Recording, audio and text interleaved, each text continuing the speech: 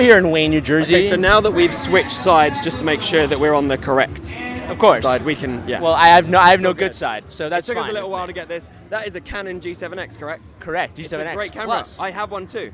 Oh yes, and it's very good on low light too, which we're here. The flip screen too. Exactly, which makes it great for a moment like this, because I am here with Kip Sabian, guys. You are, here in Wayne, New Jersey for Go Pro Wrestling here on bodyslam.net. And Kip, I need to ask you right now, how are you doing? You had an amazing match. Obviously, you're feeling it right now. The adrenaline's a little bit wearing off, but at the same time, how did it feel being down here? Because it's kind of a little bittersweet in a way, kind of your swan song before you set off for AEW. Yeah, I mean, obviously I knew it was coming. Since I moved over here, I've done very few independent shows just to try and rest up for TV. Yeah. But the guys at GoPro I met during the Vegas show, and they were super great, and they said they had this idea to start running some shows. So I said, right, no matter what, that's definitely a show I want to do, and it's just worked out that it is right before we start TV for AEW. And I guess it is bittersweet. I spent the last 10 years on the independent scene in the UK, coming over here now to continue the wrestling career, and it was great. It was a great crowd. Matt McIntosh the guy's great. Like, I'm going to put him over right now. He is going to be huge. Whoever picks him up first is onto a winner. Oh yeah, we've had him on the show before. He's a very talented individual. He's really He's good. known for the bad apple for a reason. He can go in the ring, guys. He did a great show with Kip Sabian. He did hit me in the crown jewels.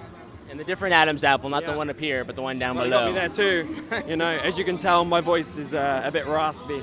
It's not usually this soulful. Well, speaking of things that are changing now and soulful, because you said this is kind of the end of a journey that you've been on the independents for so long, can you tell me the excitement you must feel now, knowing that you're going to be in a way reintroduced now to a whole worldwide audience now? What type of feeling is that for you? Is it more of like, I'm just going to continue to do what I do, or is it more of, I need to now reintroduce myself to a whole worldwide audience? Yeah, I mean, obviously when you move into sort of the realm that we're now moving into, you've got to reintroduce, reinvent, move forward, etc. But to me, it's the exact same show that I would give to this independent crowd, is the exact same performance that I would give to TNT, that I'd give to the American audience, to the British audience, to overseas audience. I've always been a strong believer of, no matter how many people are in the crowd, you still perform at your best.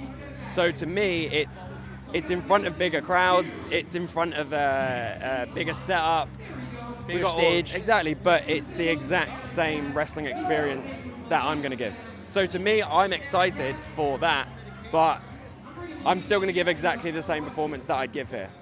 Now, speaking of your experience, this is well known. You've traveled around the world. You've made a name for yourself, especially nowadays where it's different. Social media, you can get your name out there a lot quicker than you would normally, maybe 10 years ago. But what was the feeling like when you finally got the word that they wanted to sign you and bring you on board? Was that a feeling, a sense of accomplishment? Did you get a chance to get a sign of relief, like, oh, wow, now starts the journey, as opposed to, okay, I've accomplished what I wanted to accomplish? Yeah, I mean, it always happens at different times for different people. Like, you can be someone that's been in the business for 2 years and just has that something that someone wants at that specific time, and you get brought in. You can be someone who's worked for 15 years and are just waiting for that moment. For me, I think it was the perfect time. I'm now 10 years into my wrestling career. I spent a lot of time training in Norwich with the Knight family. Stars of Fighting With My Family, just to put that over, which I wasn't extra in that, just put that over. But yeah, I spent a lot of time with them training what I believe was the right way in the British style. I spent a long time scratching and clawing through the British scene. For me, I think I was just on that cusp of what's next, waiting for what's next. And obviously I had the approaches from certain avenues, but as soon as I got the call for AEW, it was everything I wanted. It was the perfect situation for me to be in, and I'm very happy with that decision. It's the best decision that I've made for my career, and I'm just excited to see where we go now. Well, not only, I can only speak for myself and everybody watching, we are excited for you as well. One final thing before we let you go, though, is that, nowadays it feels like maybe 10 years ago there wasn't really something else to watch except we were watching WWE. Now it really feels that not only is there, it feels like there's an alternative now to AEW, for example. It feels like there's so much more acceptance for other promotions all around the world now, where someone like you can now hone your craft better. How important is it for you now in this stage of your career to know that out there's so many more opportunities and venues where some gentlemen like yourself can hone your craft? Yeah, I mean, I feel that the independent scene at the moment, to speak for the UK, is the hottest it's ever been. It's incredible over there. And there's so many guys from the UK now that are being picked up by Ring of Honor, by New Japan, by AEW, by WWE. There's so many avenues that they can go down to, like, get to that next level and make a legitimate career out of wrestling. Yes. You know what I mean? It's an exciting time for a fan and a performer too. I'm happy for all wrestling. AEW is my home, AEW is my focus, that's what I'm focused on. But a lot of my friends are in the other companies. Some of my best friends are in the other companies. It doesn't change whether I'm happy for them or whether they're the enemy now. Like, they're still my friends, they're still earning money doing what I love to do. Wrestling gave me everything. So if I can give back to wrestling, then that's the most important thing to me.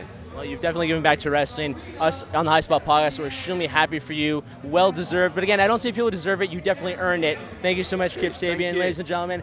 AEW on TNT, ladies and gentlemen. Can't wait for him. There we go. He's a behind the stage type of guy. Well, he's not anymore. Not anymore. You broke the fourth Big wall. moment. There we go. I always break the fourth wall. Exactly. I'm a Deadpool fan. So, me too. I love it. That's another thing we got to talk about down the road, down the future. We're here in Wayne, New Jersey for Go Pro Wrestling. Here we are for BodySlam.net, High Spot Podcast. I bid you all now adieu. Adieu. I like it.